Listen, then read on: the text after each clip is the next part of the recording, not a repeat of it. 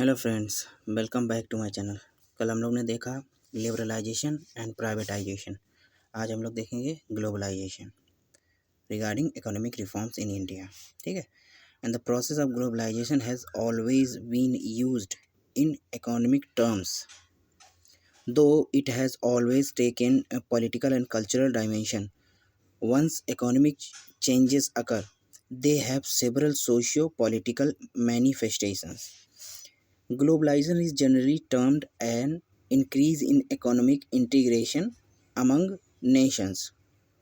Even before several nation states were even birthed into existence, the countries around the world had opted for globalization.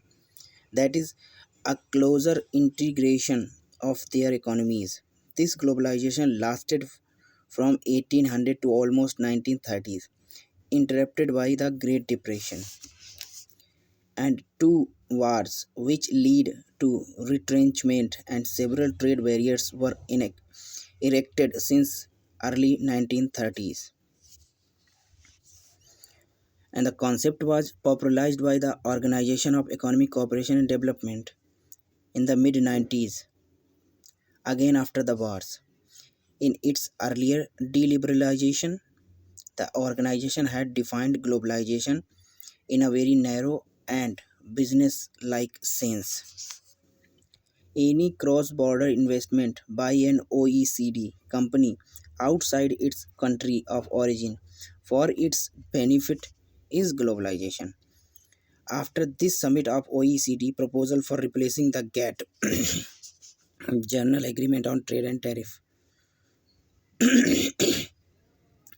by the WTO were pushed by the developed economies of the world, better known as the starting of Uruguay round of GATT deliberations, which ended in Marrakesh 1994 with the birth of WTO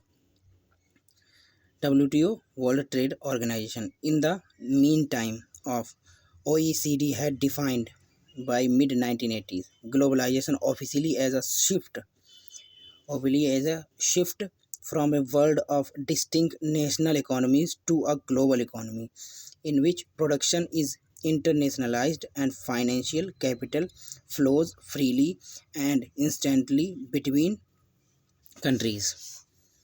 Official meaning of globalization for the WTO is movement of the economies of the world toward unrestricted cross-border movement of the goods and services, capital and labor force. It simply means that for the economies who are signatories to the process of globalization, that is, signatories to the WTO, for them there will be nothing like foreign or indigenous goods and services, capital and labor. The world, the world becoming a flat and level playing field emerging in due process of time.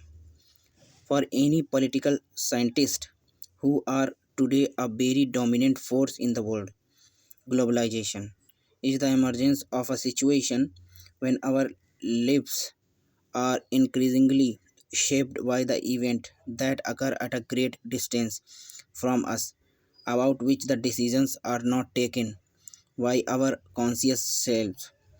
One section of the expert believe that globalization subordinates the state, while the other sections argue that the local, national, and global events constantly interact under it without any subordination of one by the other. Rather, globalization highlights the deepening as well as broadening of the political process in this sense. In India became one of the founding members of WTO and was obliged to promote the process of globalization. Though its economic reforms started with no such obligations, it is a different thing that India started the process of globalization right after the reforms in 1991. Now, we may connect the three simultaneous process. The LPG. LPG stands for liberalization, privatization, and globalization, with which India launched its reform program. The process of liberalization shows the movement of the economy towards the market economy, where privatization is the path or route through which it will travel to realize its ultimate goal, that is liberalization. It should be noted here that the Indian idea of globalization is deeply and frequently inclined toward the concept of welfare state, which keep appearing in the day-to-day public policy as an emphatic reference.